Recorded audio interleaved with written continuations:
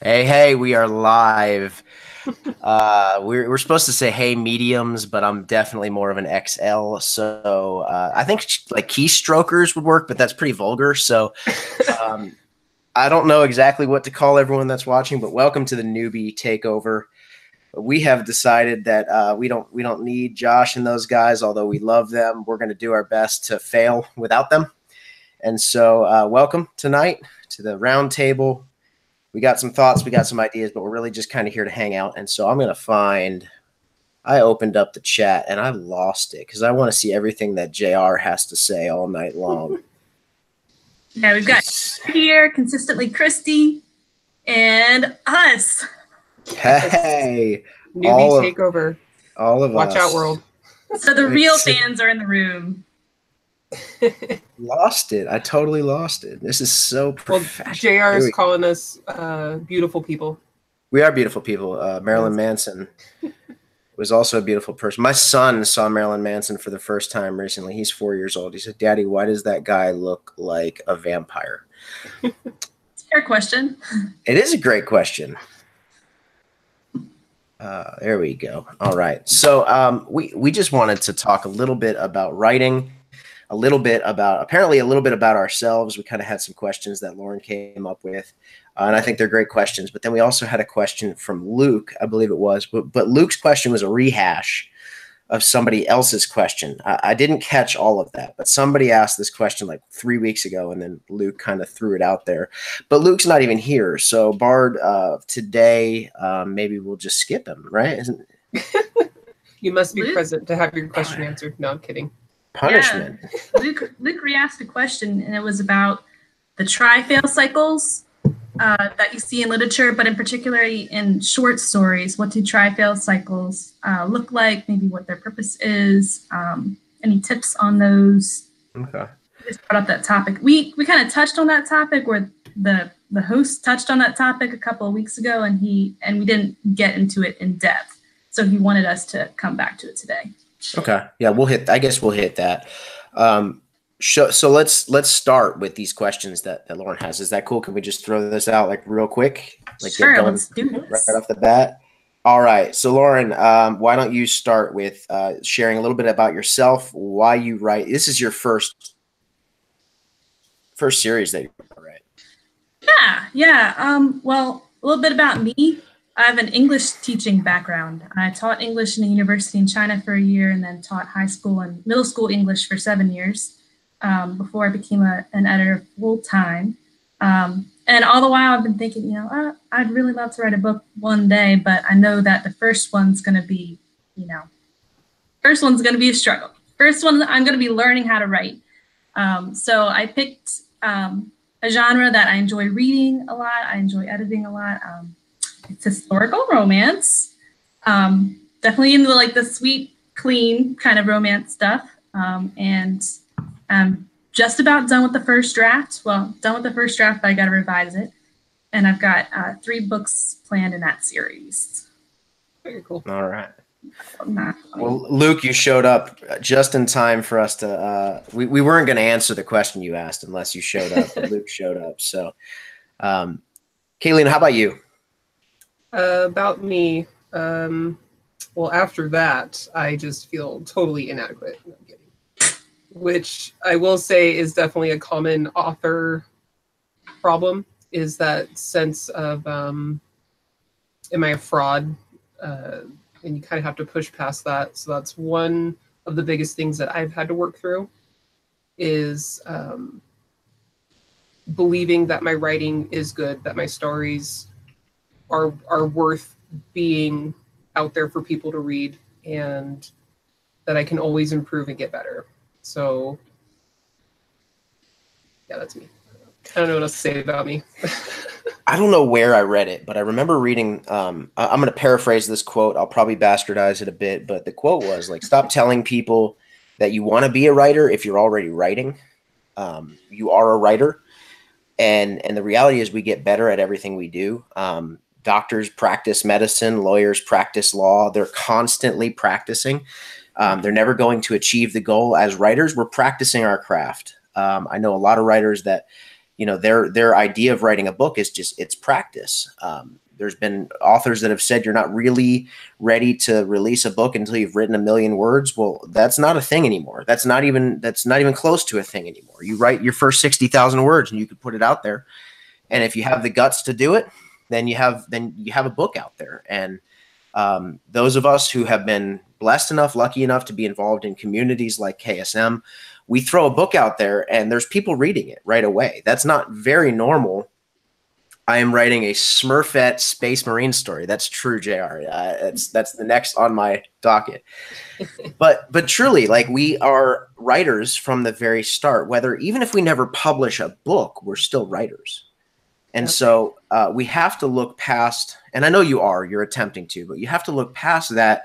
You know, am I a fraud because I'm doing it? Man, we could ask ourselves that in any career that we get involved in. God, I've taken jobs over the year that I have no qualifications for whatsoever. I pastored a church, huge, you know, like no qualifications outside of I love Jesus, and I've been studying the Bible for a long time. You know, as an artist, like, am I qualified to design book covers? No, probably not. Like, I didn't go to any school for it, but people like my work and they buy my work, and therefore I am a book cover designer. Yeah, the way I've pushed through it is I keep writing. I keep writing every day. And you keep getting better. Yeah, I feel like I have gotten better. So, but you know, it creeps up every now and then. And, you know, I mean, I went to school for graphic design, so I feel like that sort of helped with, because I did my first covers just because I'm an author with no budget. I know that's one of the topics we've had lingering in our list of things to talk about. So, and I have little skills in a lot of different areas that has definitely helped me to, you know, publish and push through. So that's me. Well, I mean, I can't even write a book unless I have a cover first. There's oh my God, I can't even title them unless they're done. And so I do a lot of I do a lot of covers. I stopped doing my own covers because as a fantasy author, I really like, I don't do illustration. I do photo manipulation, and it's very difficult to do anything like that for fantasy. I guess I could answer the question, but I kind of forgot what it was at this point. So why do I write? And my favorite reading, I think that's worded weird, but what is that, Lauren? My favorite. That was worded as a note. A note. Oh, okay. Yeah. Okay. So I shouldn't read the questions. That's what I got here. I started writing. I remember writing my first story when I was like 8 years old with my grandfather's Tandy 1000. I don't know if anyone knows what a Tandy 1000 is. I don't know if I'm the oldest person here, but I'm the only guy here, so I'm not going to ask anyone how old they are. No, the Tandy was like one of those all-in-one desktop computers with like a blue screen and yellow typing, like yellow. That's it, just yellow font, yellow whatever. And I remember typing my first story on there. I remember my mom asking me if I plagiarized it because she didn't, you know, understand how I came up with a story. Now, it was probably garbage. My mom had mom goggles on, right? But I remember writing way back then. I've never finished a novel until 2016, if I'm not mistaken. I have probably 2 million words of books that I've started, gotten 35, 45, 55,000 words in, and then I just moved on to the next project. For me, I found that co-writing changed that because when I got to that point in a book where I was like, I got a better idea, I'll stop this and move on, I had a co-writer next to me going, no, idiot, let's finish this story, and then we'll move on. But I remember, 2003, I started writing a fantasy story. It was a fantasy series that I got 80,000 words into, and it literally sat on a shelf until 2000. Still until today, 2018. It's never going to get finished. It's garbage. But what it did was it allowed me to, like we were talking about, to kind of practice. That's 80,000 words that, like, yep. I now write because of 80,000 words ago, you know? And now I think John Knight, he's got like 230,000 words in this year. In the past year, I've probably the same. Just sometimes you like what you do, sometimes you don't, and you just move on. but I love writing. There's two things I love: Jesus and writing, and I guess my family. I have to say my family. And this isn't church, and this isn't a Bible study. So like, I'm going to talk about writing. I love the act of writing. Even if nobody ever reads it, I just love creating people, creating stories, and creating worlds. Well, that's what those other 2 million words were about. You know, maybe it didn't come to like those were published books, but that was all practice and craft building to get you to where the published books that you have are much more excellent because you went through all that. Yeah. Yeah, I definitely So have why to say, is Chuck is here, but he's not here? What is this? Papa Chuck, where are you? Papa Chuck, come join us. He wants to watch us burn. No burning. That's funny. So we got more people now. John is here. Hey, John. Bard's been here. Yep. Shout out to JR and Christy. You've been here the whole time. Right. Second. They're OGs. All right. Oh, Chuck's going to join us momentarily. Sweet-tastic. So I'll get this in before he takes over. I agree with everything you just said. The writing that I did when I was a lot younger, you know, all of that was, from my sleeve, straight from my heart. Nobody will probably ever read that, but those words are what have propelled, the majority of the words in my first series that I've written, and what have pushed me to actually hit published on all 4 of those books, because,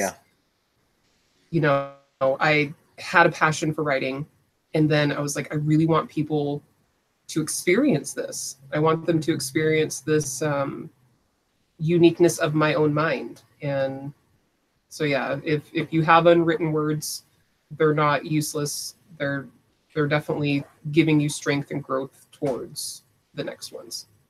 Right. Don't delete anything. Yes, never delete. I've heard from all the editors I've worked with. If you cut something out of a manuscript, before you do, save it in another file, put it somewhere, don't delete. It's all going to come back, or could come back. Keep it. Yeah, I'm a big fan of resurrecting darlings. I love killing darlings, but man, I'll find a way to use those.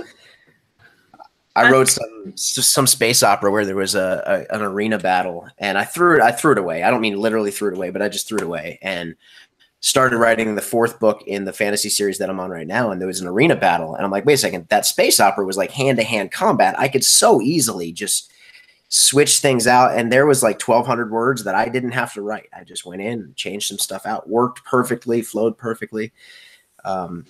It saves you time, that's a whole day's worth of work almost for a lot of people. So, man, Steve, time out. I have a question about action scenes from Monday that we didn't quite get to. So I think maybe you can answer it now. So you're talking about arena battles. One thing that I'm doing a Western, and I've got, people with guns, shoot 'em up kind of stuff. I noticed that if you have your main character versus multiple characters, it can be sometimes hard to direct the camera focus for the reader where the focus needs to be. Have you noticed that issue in other manuscripts, and how do you as an editor help, or how do you as a writer revise your scene to direct the reader's focus where it needs to be so that they understand what all that's happening and not be misdirected? Are you writing, is this a third person limited scope? Yes. Okay, so it's third person limited. All right, so for me, of course, you're an editor and a writer, so I don't want to say anything. I'm going to say a lot of this for people that might be listening. So like third person limited, you're basically writing a first person script, more or less. I mean, third person limited, the reader only knows what the character knows, discovers the world as you go. You can't be omniscient in anything that you say. So if there's a murder that happened, there's no way for you to know and the reader to know what happened, as opposed to an omniscient script, right? Like where everybody, the writer knows everything at all times. And so does the reader. With that in mind, like if you're writing it from the third person perspective of your character, give it to them the way that you would see it if you were in first person perspective. Just change out the pronouns in such a way that it would reflect the type of writing that you're doing. And so, in other words, if you're in a gun battle, I I think Chuck said it the other night. Don't worry too much about explaining what everyone everywhere is doing. If your character's name is Lauren, Lauren let her fingers do the work or whatever, Josh was saying the other night about Dark Tower. And then at that moment, it's like, and an explosion happened off to the side. And when that explosion happened, we don't even have to necessarily know what happened, but now you're sending the camera somewhere else for a split second. Your character is recognizing this. And so you're telling the camera to focus over there, but then you always got to get back to your person, right? As far as confusion goes, I think, hey, Chuck, I think the point, I think the point that we have to make as writers is to remember that our main character is our main character. People care more about what's happening to your character than they really do all the superfluous characters that are around you. Whatever's happening with Jim Bob, since you're on a Western, like whatever's happening with Jim Bob over there in the saloon, it needs to affect what's happening to your main character. Otherwise, it doesn't even really need to be said. Right. Exactly. Right? Does that make sense? Yeah. Does that answer the question? Yeah. I guess part of it is I've read scenes where there's something like, and then the claw struck or a fist punched him in the face. And it just seems like the camera's focus is so narrow on the main character that you kind of lose the sense of the scene as a whole. The bigger picture? Yeah, the bigger picture. And something I was thinking of since Monday night was that we didn't mention show, don't tell. Sometimes we can be so myopically focused on showing the scene that we forget that, telling is a writer's, storyteller's best friend, right? To have those sentences that kind of tell the story as well as descriptions that go into the sensory details of the scene, like balance. How do you find that balance? For me, I set up everything before I get into the action. For me, the goal is like, if you're going into a town, as a writer, you have to consider that if there's a battle that's about to take place, the reader needs to understand where the battle is taking place before the battle takes place, because you don't want to waste all your action talking about the area that you're in. Although sometimes drawing attention to the water tower that's falling over, and now the entire town is, the water's flooding down next to the saloon in between the hotel. Like, you can set that picture by having catastrophic events in a Western city type of thing happen during that. You could point out, without having to point it out, you can point out that like Betty Ann, the prostitute, just got swept away by water. Like there's all these things that you can do, but do most of your work before you even get into the action, so that you don't have to worry about whether or not your reader knows where things are. Right? Yeah. Set the stage and then set it on fire. Yeah, exactly. Don't try and set the stage while it's on fire.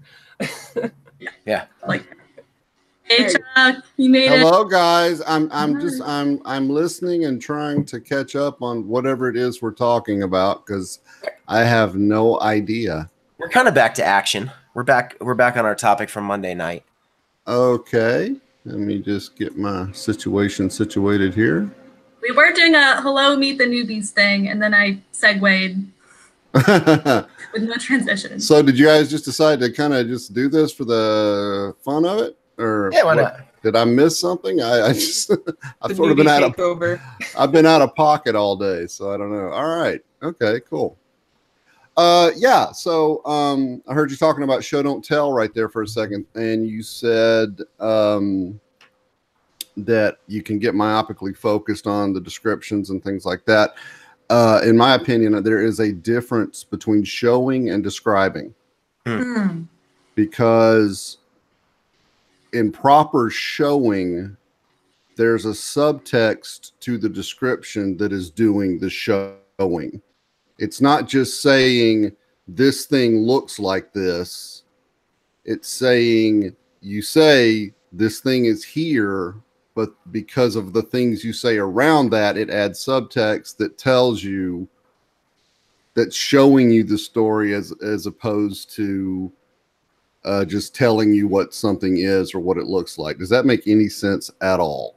It's a very subtle distinction. Well, it's the difference between Chuck walked into the room and being like a D&D storyteller, where like Chuck walked into the room. In the corner, there was an armoire. In the center of the room, there's a bed, and there's a chest on the left wall. Like that's pure like ridiculous, description. That's right? pure description. telling, right? But like Chuck walked into the room and bumped his leg on an armoire. We now know that the armoire is there, and something happened to Chuck in order to describe what was in that room. Yeah, and that's probably dark. Yeah, Right. exactly. That kind of thing where there's a little bit of subtext to it, and you just sort of dribble out the description as a way of furthering the story. So that's showing as opposed to describing. Another way to sort of say that, so saying the same thing a different way. If you have that direct description, find a way to interact your character with it rather Absolutely, than yeah. Oh, absolutely. Yeah, that brings things to life. I mean, that way you've got a living character moving through a space instead of a living character standing there looking at the space and just thinking, oh, this is here, that's over there, it's that color, that sort of thing. Have them interacting with it, have them moving through it, have them, I do have to mention English teacher, right? Going through the book, what was the author feeling? Why did they make the curtains blue? It's like because I wanted them to fucking be blue. Yeah. Or maybe the character really hates that color and decided to comment in his head.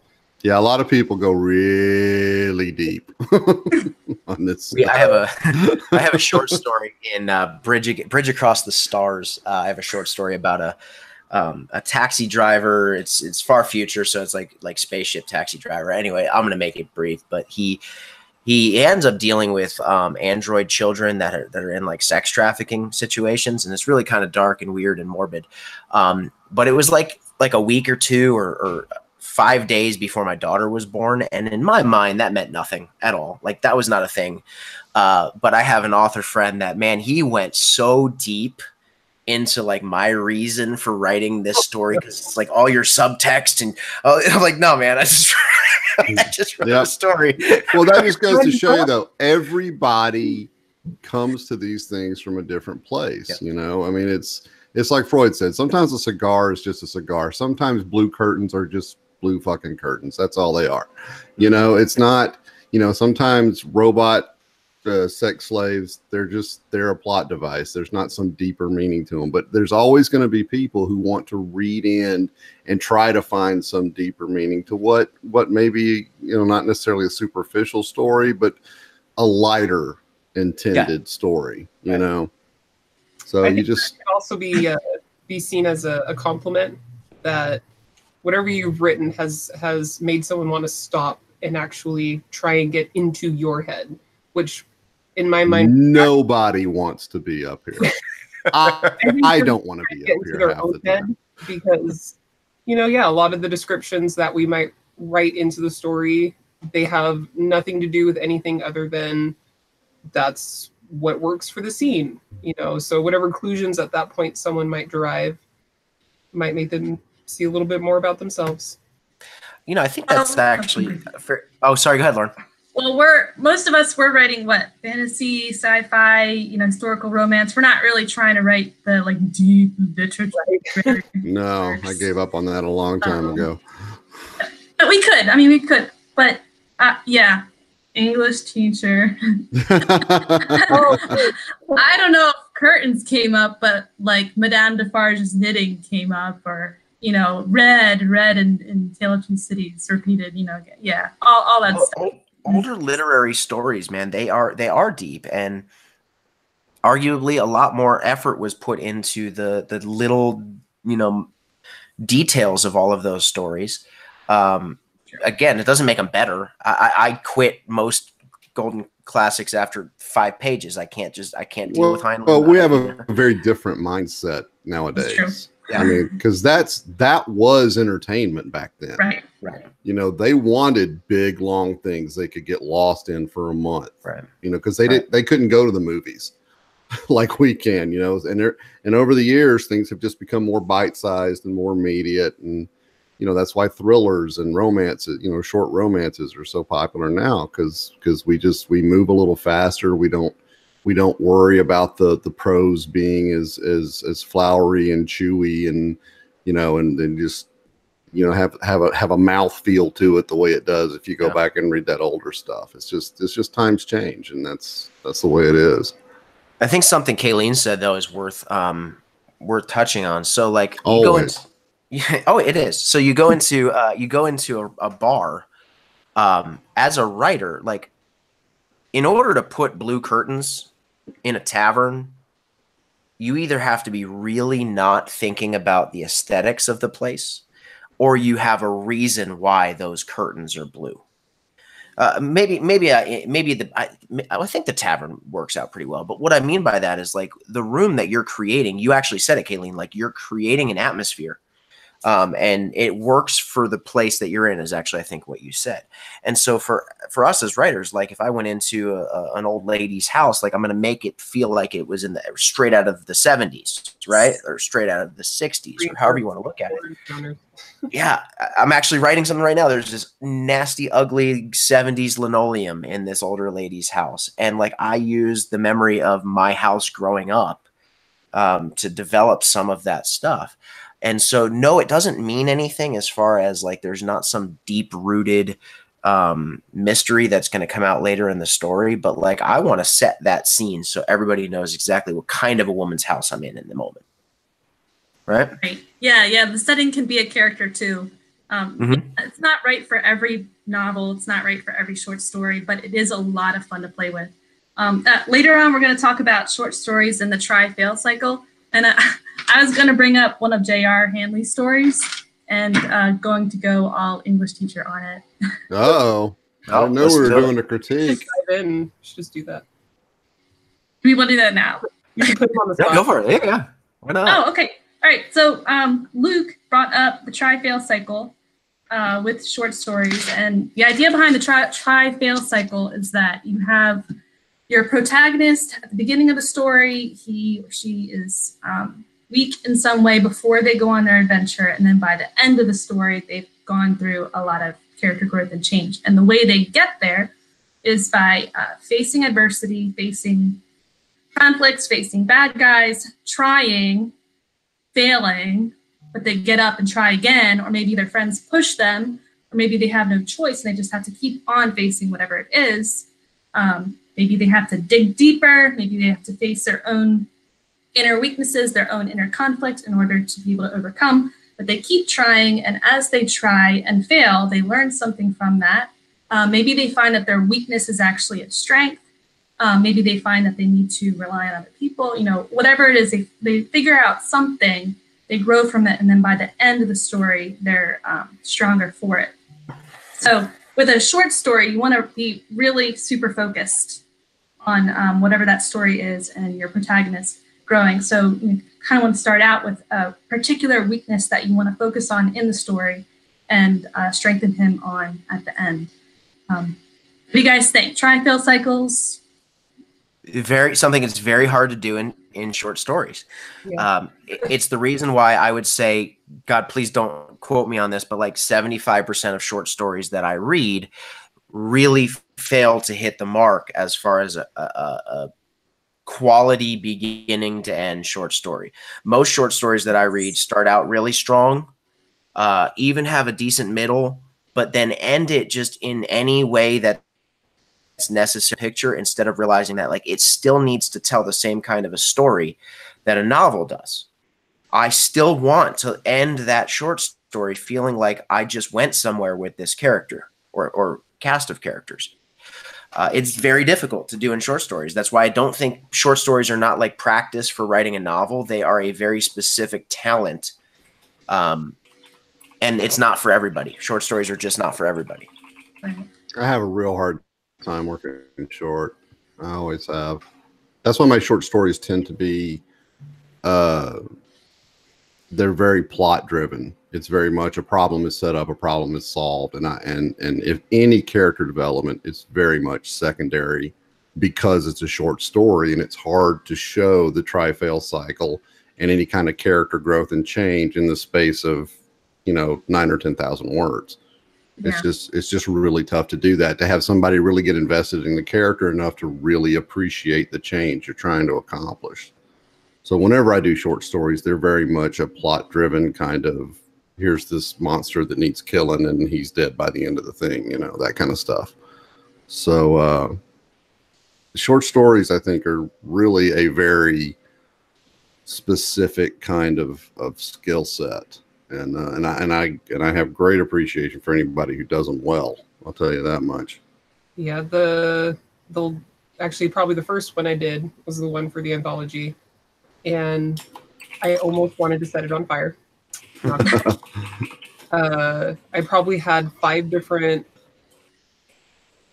reaching points to the ending, trying to get that nice wave from here's where she starts, here's the ultimate ending, how can I get some kind of dip, that dragged her down and then she's brought back up.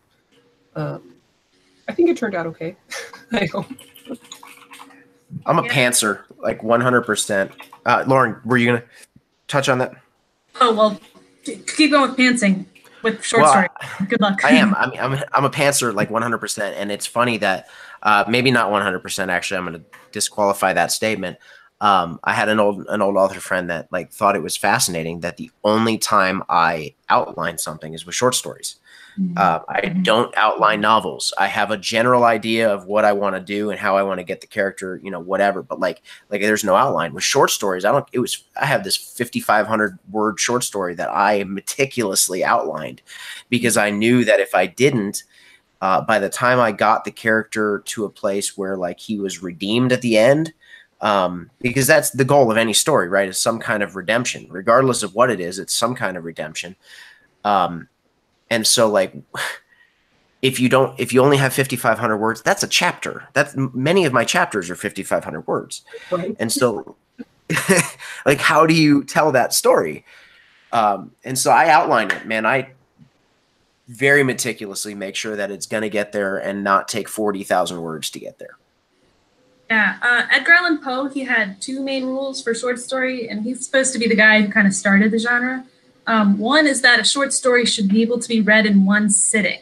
Mm-hmm. Okay, that's kind of the whole idea. Like a book you pick up and put down, but for a short story, you want to appreciate the whole effect of the entire story in one sitting. So It takes you from the first line all the way to the last line.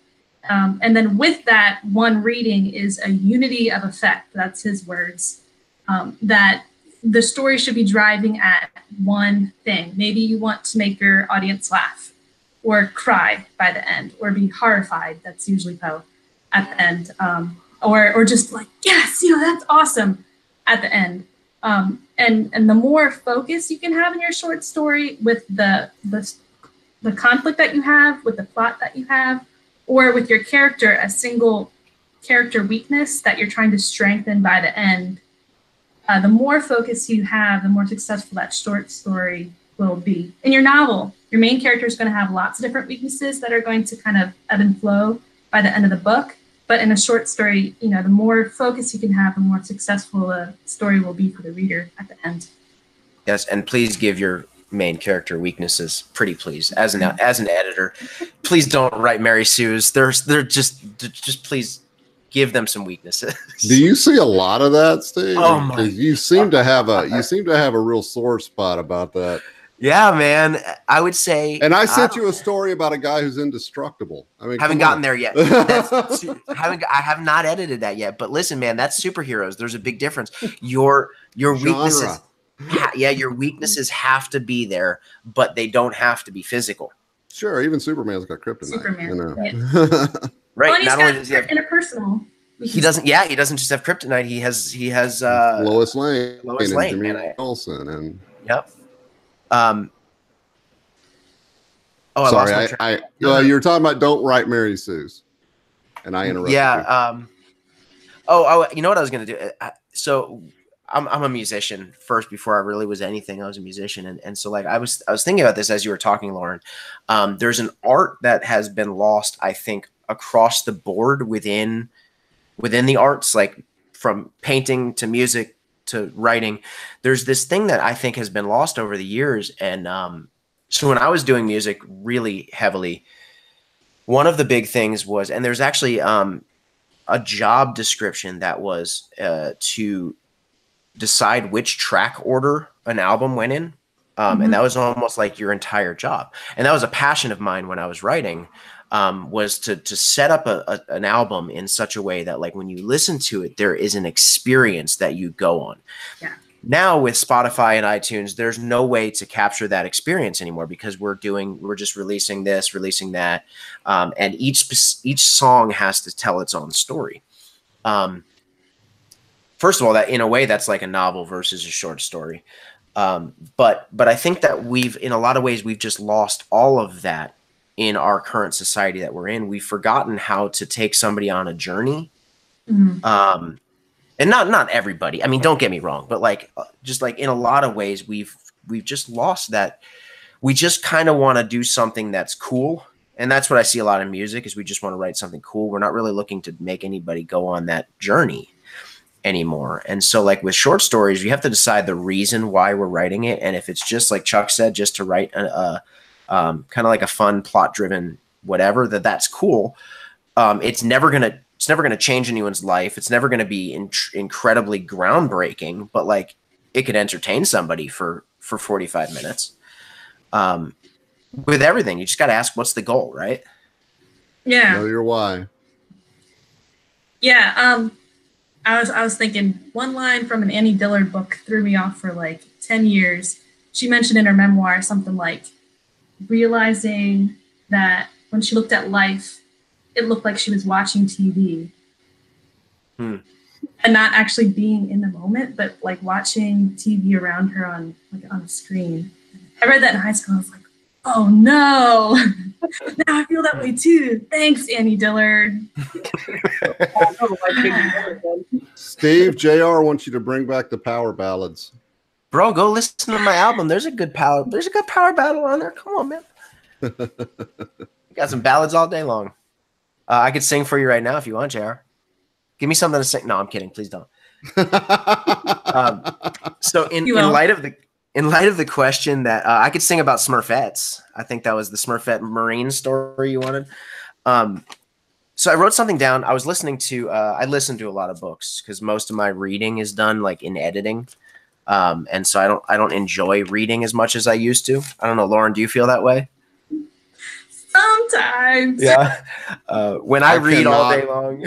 I cannot read for pleasure when I'm writing. I can't do it. I have to get everything through all. In fact, I just spent the first half of today proofing my first audiobook, and that was kind of weird. It's fun though, right? I mean, that's awesome. I don't know, it's weird. But my point is, I feel you about the reading thing, because I can't do it when I'm trying to write, because it does something in my head. I'm listening right now to do y'all know who Nicholas Ames is? He wrote Kings of the Wild, and the new one is Bloody Rose. I don't know if you've seen that. It's a Hachette Orbit book. First of all, phenomenal. So I'm like plugging this. I wish he was a sponsor. Then we could just do the whole sponsor thing and like, hey, check it out. But he's got this. Yeah, shameless plug. He's got this book called Bloody Rose, and I was thinking about Luke's question about I was thinking about his question in conjunction with all the action stuff that we've been talking about. And I wrote down some notes that I noticed while he was doing his action scene. And so first of all, he had the scene is an arena battle. And it's this group of people fighting a Cyclops. And one of the things that I noticed was there was a full conversation that was going on between two characters while this battle was going on. A lot of times when we're writing big battles like this, we try to make it so intense that we can't pull back from that battle long enough for anything really to happen. And so one of the notes that I wrote down was it's not too intense. You definitely get the impression that there's life and death on the line, but there was enough time for the back and forth to happen. Chuck, do you play D&D? I'm going to guess the ladies. Oh, don't. dude, I've been a Bad gamer guess. for 30 some odd years now. I've played D&D and Hero System and Savage Worlds, and I'm a gamer going way Ladies, back. do you guys play at all? Any RPGs? A couple times. I played WoW a lot. Okay. I'm Cool. mostly a console and PC gamer. I tried to start D&D, but no one ever wanted me to come. I don't know why. I just never assume that women are nerdy enough. Like this is gender stuff. I get it, whatever. But like, I don't know a lot of super nerdy women. I just don't. Maybe that's just me. But guys, I know a lot of nerdy guys. So I figured Chuck's nerdy enough to play D&D. So Chuck, how many? Right there. It does. Fifth There you edition. go. There you go. Chuck, how many seconds is one turn in D&D? 6 seconds. Yeah. And then, Six seconds. that's a round. Round. No, that's a turn. And then a round is however many players you've got. Six So it's times like, play. right. Right? Yeah. So I was thinking about this while I was listening to this battle with the Cyclops, and I was going, okay, so playing D&D has tremendously helped my writing because I realize all that can be done within one round of play. So every play is 6 seconds, but so much can happen during that 1 6-second turn. And if we translate that into writing, then we can pull back the scope a little bit, and there's time for the person to run there, to do this, to do that. We don't want to describe it the same way we would in D&D, but that's exactly what Nicholas did in Bloody Rose. Was he had this, every character had 6 seconds in between their moves. I don't know if it was really 6 seconds, but so he didn't make it too intense. He realized that there's plenty of time if you're not making the life and death situation happen right there. And then the other thing here, so this ties into Luke's question.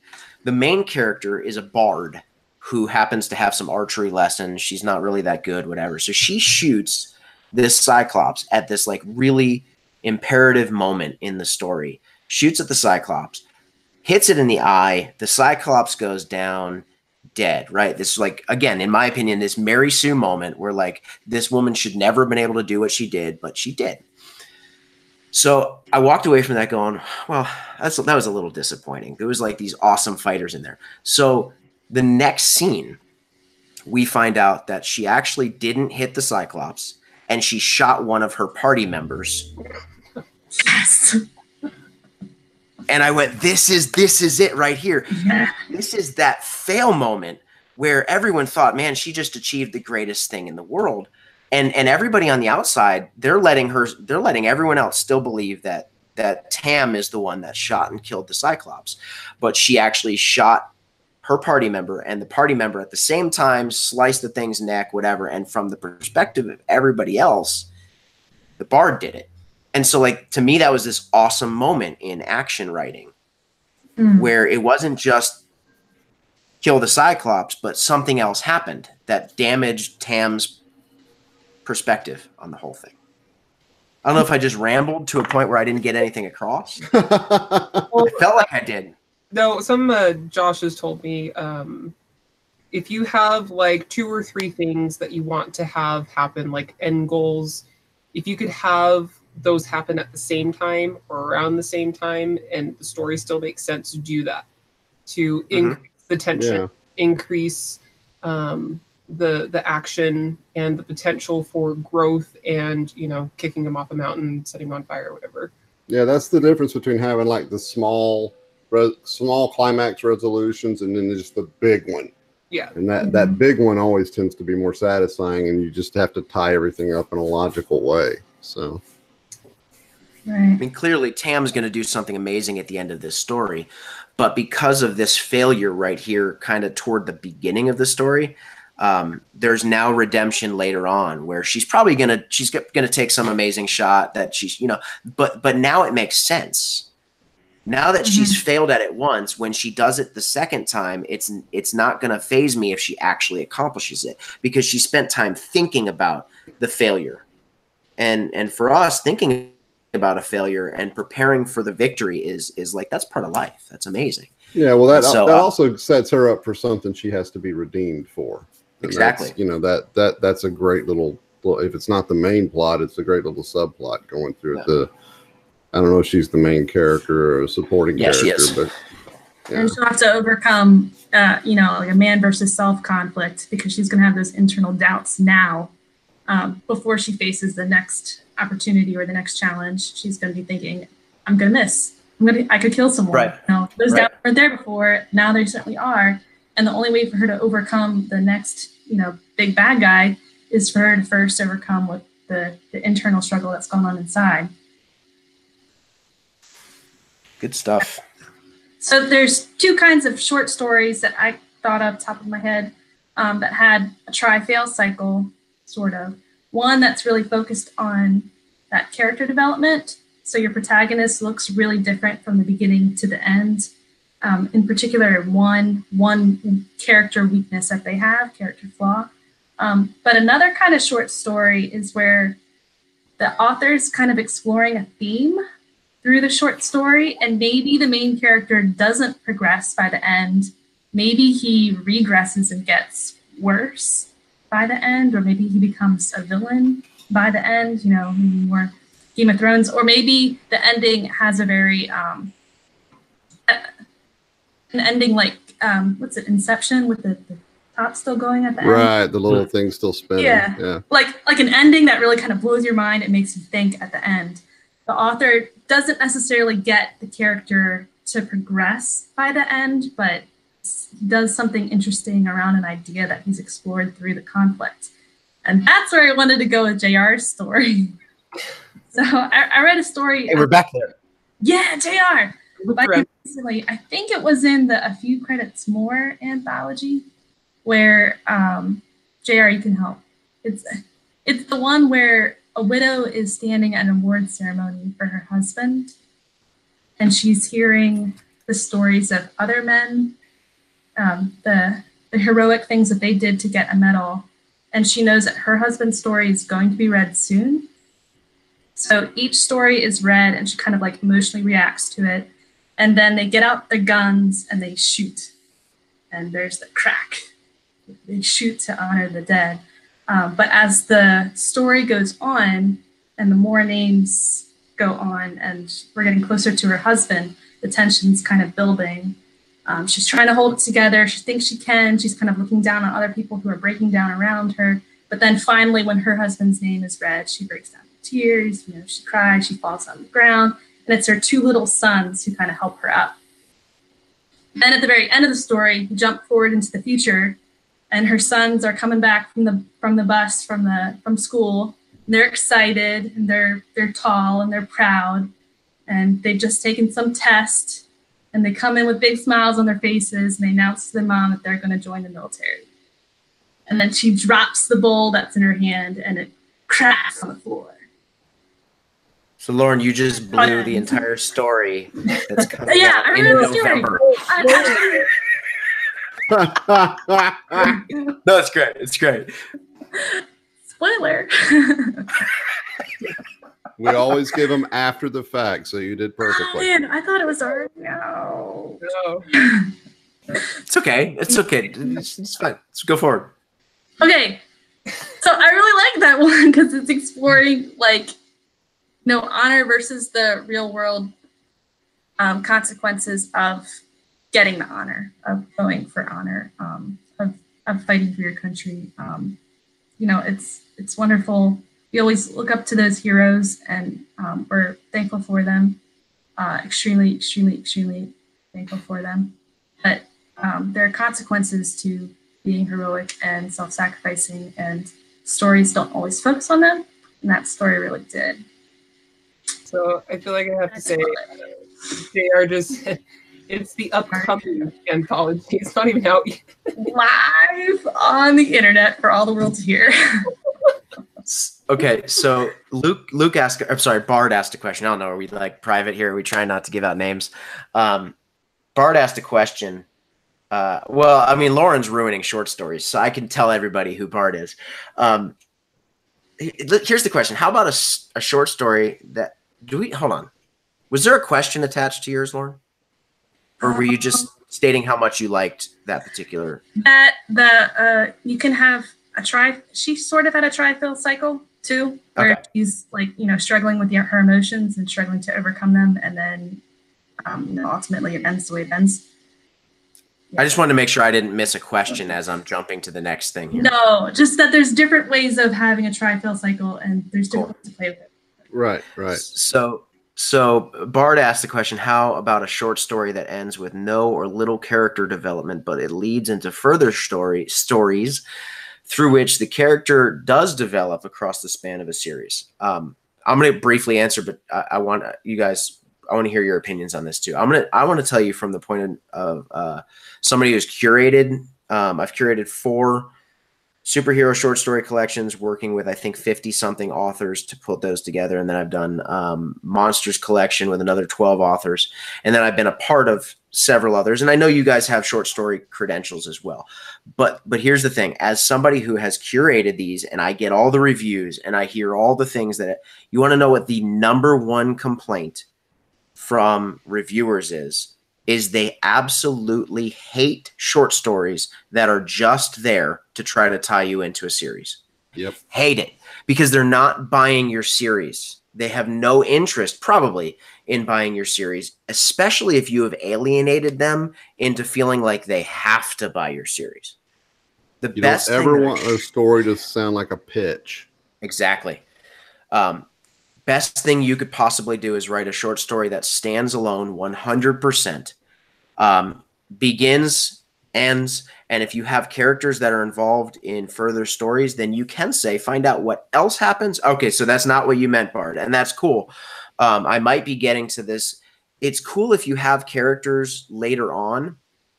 For instance, I have some short stories that take place in my Buried Goddess saga, but like the stories start somewhere, end somewhere, and don't draw you into my series. They're meant to like get you to love my characters enough to go and read the series. So yeah, every short story should be its own entity, even if it's in a larger, universe that maybe you've written in. It should be its own beginning, middle, and end, and not leave some unanswered question at the end that's supposed to lead you to the bigger world. Yeah. If you write a good enough short story, I think people will go and say, oh, well, I want to find out more about this bigger world on their own without you trying to prompt them through the short story. But can you have a tightly crafted short story in the middle of a character arc that's broader in a novel? Yeah, you can. So like we talked about Arya last time, we could easily imagine a short story where Arya maybe is taking a bad turn from where she was at the start of the story to where she's at the end. You know that something more is going to happen, but that story in and of itself could be really exciting and well crafted and complete. Yeah. Tin Man as a short story. So I don't want to ruin anything for anyone who hasn't read Tin Man or the Galaxy's Edge series or anything like that. But truth, man, I listened to that whole story, and sorry, Jason, Nick, I love you both. I listened to the whole thing. I could not care less about what I was listening to or reading until I got to the end, and I went, holy crap. Because there was this moment, right? Y'all know, those who have read it know exactly what I'm talking about. At first, I just thought it was just another short story that took place in a period of time that I didn't really care about, whatever. And then at the end, it ties in a character that we know and love from Galactic Outlaws. And in that moment, like, yeah, at least it's already out. At least we're not ruining Tin Man. But man, at the end of that story, I was cleaning dishes and I went, oh my gosh. And I wanted to go back and listen to it again. I didn't because I don't have time for that. But I wanted to. Pick up on all the things you're ignoring. Be like, man, was there like a giant hint I missed? Because this was just so out. But man, that's exactly right. That if you can find a way of telling a story, and listen, the story was good enough for me to read all the way through, right? It's not like it was a bad story. I was thinking, I don't know who any of these characters really are. That's not true either, but you understand what I'm saying. So from what I get from all of this, do not make your short story a prologue. Oh yeah, definitely. Yeah, I would agree with that wholeheartedly. You might want to be hesitant about making your prologue a prologue. It's true. A traditional prologue. Yeah. Prologues. I know a lot of people. Yeah. Did you say you skip prologues? No, I was saying that you don't do prologues. Oh, I believe prologue, man. I like 1,000 words, maybe 1,000 words if you really need to set something up. But still, don't make it exposition. Don't just tell me what your world is. Like, give me a character, right? Take me through the world. I like to use prologues when they're setting up some sort of outlying event that towards the end of the book you kind of go, oh, that's what that was about. You know, that kind of thing, where it's not exactly part of the main chapter 1 to chapter whatever arc, but it does fit in later. You know, that's a time I can see a prologue being useful. I've used them a couple of times in a couple of my books, but usually only in situations like that.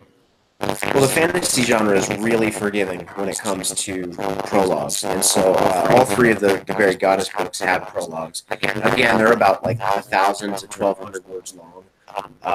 But much like Lauren was talking about, like they're all. I'm sorry, Steve. Are y'all getting the robot voice with him? He is. He's going all sorts crazy. Yeah, your mic's going all kinds of nuts. Am I back? That's much better. I don't know where I was, but I'll just I'll bring brevity to it. Fantasy is a forgiving genre when it comes to prologues. All three of the Buried Goddess books have prologues, but they're all like 1,000 to 1,200 words. And it's because of like what Lauren was saying, like all my stories are like third person limited perspective. And so you never, and I keep my POVs to a minimum. It's not like Wheel of Time where there's literally 1,000 POVs across the entire story. So sometimes you don't get to see what the villains are doing. You don't really get to see any of that. And so the prologue is a really good place to set up what your main characters are facing in the situation that they're in. Right. Otherwise, you won't know. It's limited. Yeah. Yeah, I like that. I think that's one of the reasons since I've discovered KDP, I haven't actually tried to tackle an epic fantasy yet, is because I like to keep my characters, I like to limit it to no more than 3 points of view per book. You know, and I typically have 2 protagonists doing different things, and then I'll save a third one for like if I want the villain to have a POV, or if, you know, maybe I just want to do 1 or 2 chapters for some specific reason from somebody else's point of view to set something up or whatever. But you're right, epic fantasy, man, you can have so many points of view, and that just seems like an awful lot to juggle. I'm not exactly. No, you don't. Wheel of Time literally has over 1,000 points of view over the span of 14 crazy. I read the first 4 of those, I think, and it was mind-boggling. Tolkien had like 2 or 3 in his books that he kind of stuck with. Who did? Tolkien. Yeah. So like Frodo and Gandalf, or Frodo but I mean, and but do Aragorn. you think more contemporary readers expect the more Game of Thrones, Wheel of Time, numerous POV, huge story arc kind of things out of their epic fantasy? I'd say you do you. Yeah, do they expect? I don't know. I mean, so we did 2 in our first book. The second book has 3. The third book has 4. And the fourth book is going to have 5. So we're just adding 1 to every story. And the books are growing exponentially because of it. But like, we decided to start out with this really super focused plot that in book 1, it's very focused, and then it begins to expand out into this big epic.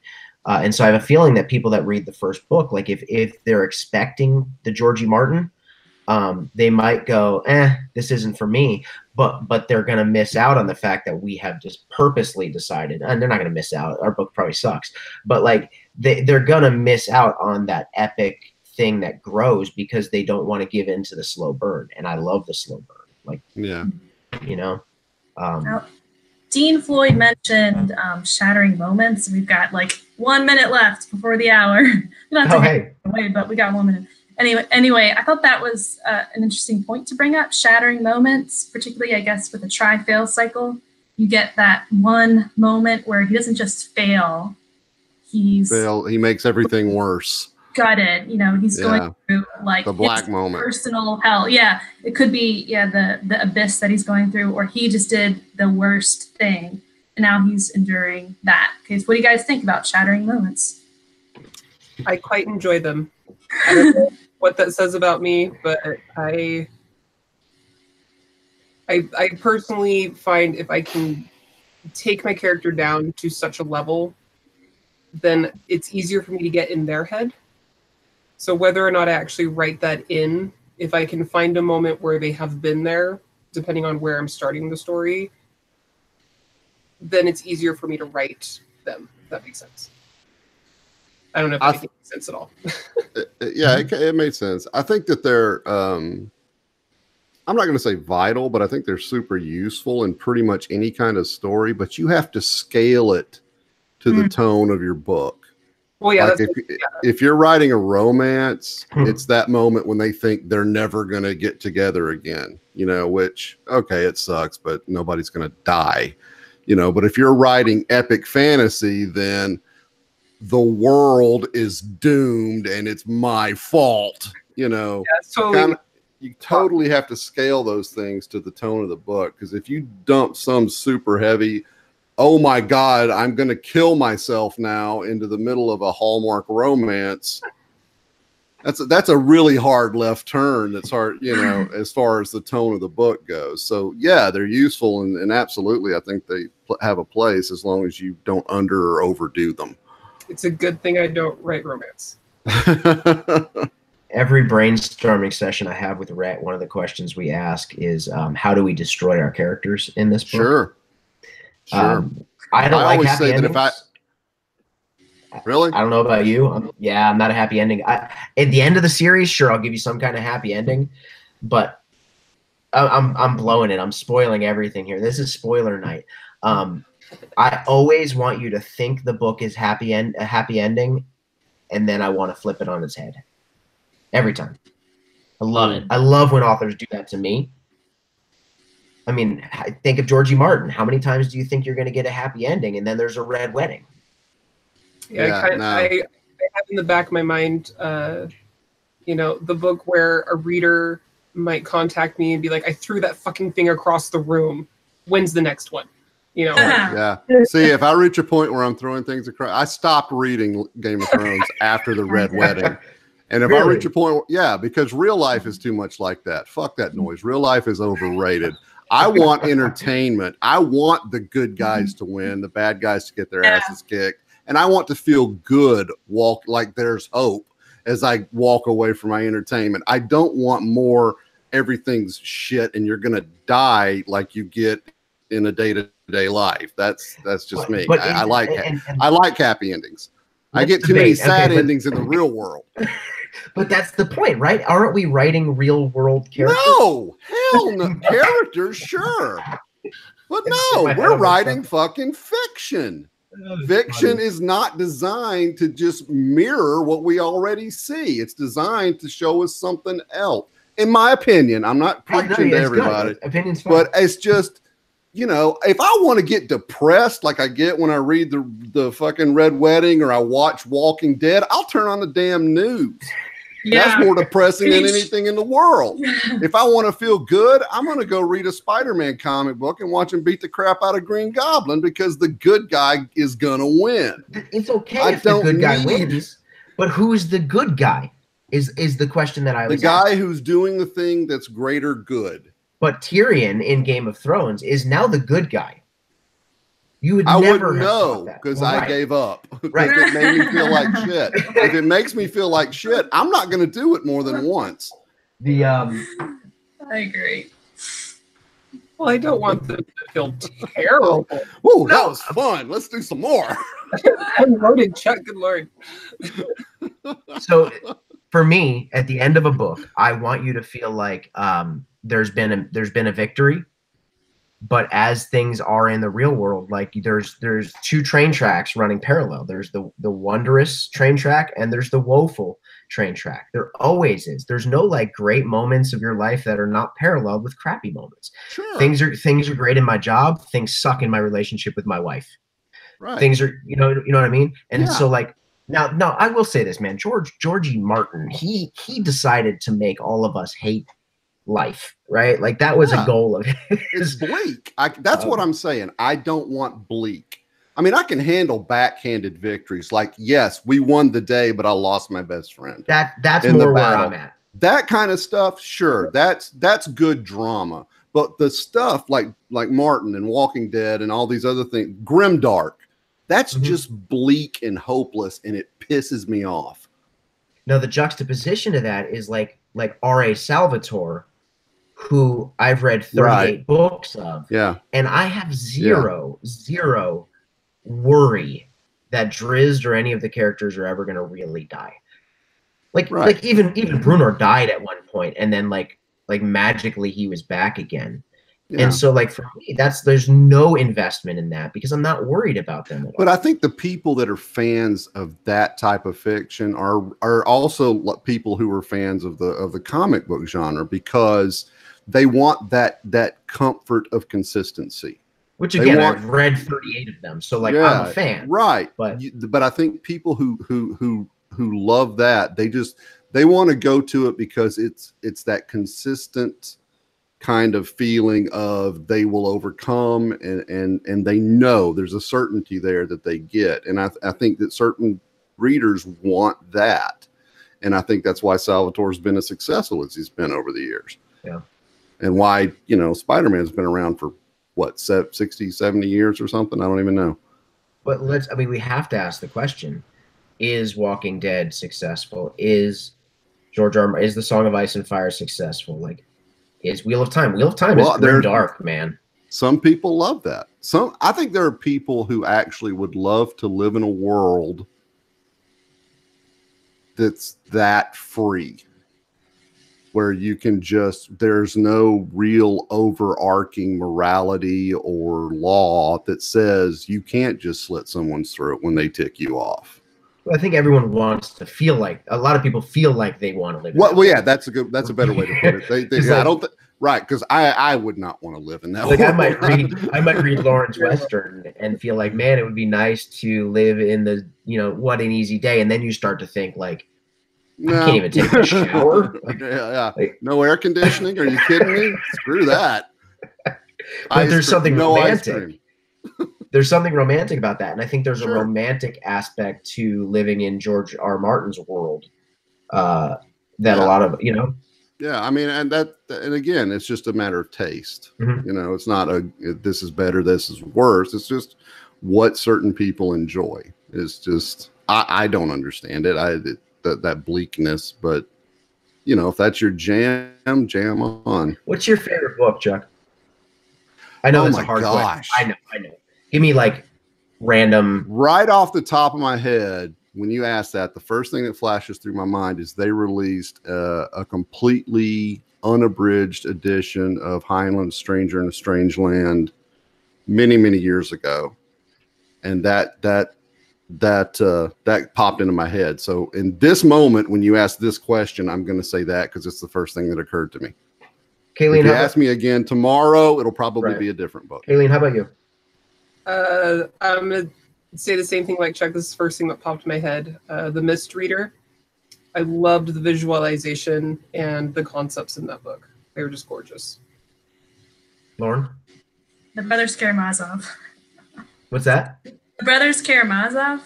Okay. Oh, yeah. Yeah. Yeah, because it's got all these layers of discussion and thought, and it just makes you think.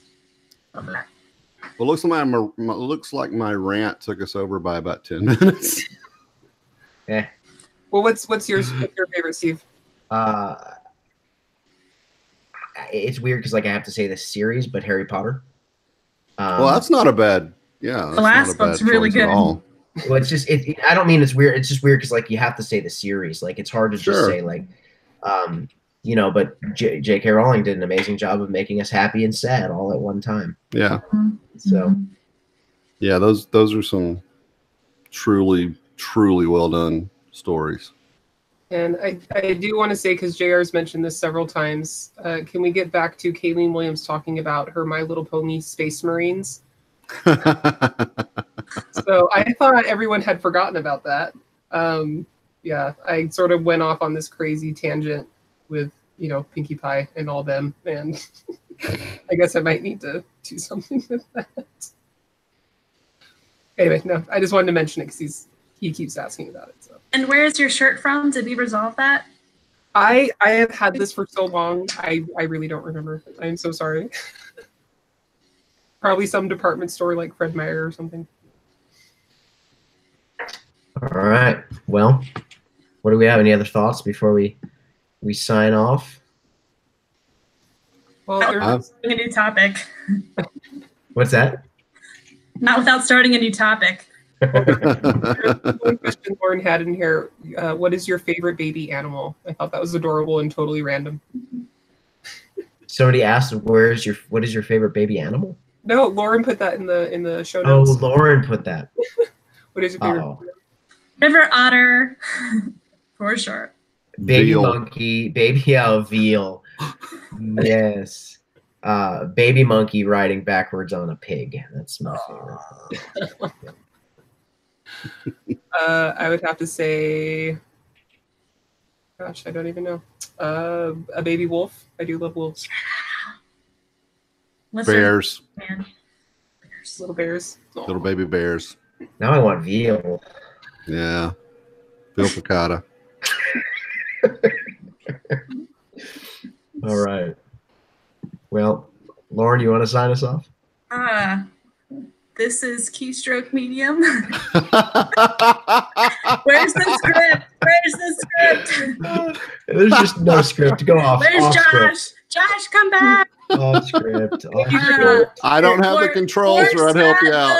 Good. I'm Josh Hayes. We've been live with Lauren Moore, Chuck Manley, Kayleen Williams, and Steve Bollier. Be sure to come back and join us next time Monday as we talk about reading, writing, and everything in between right here on Keystroke Medium. See you Bye, later. guys. Bye.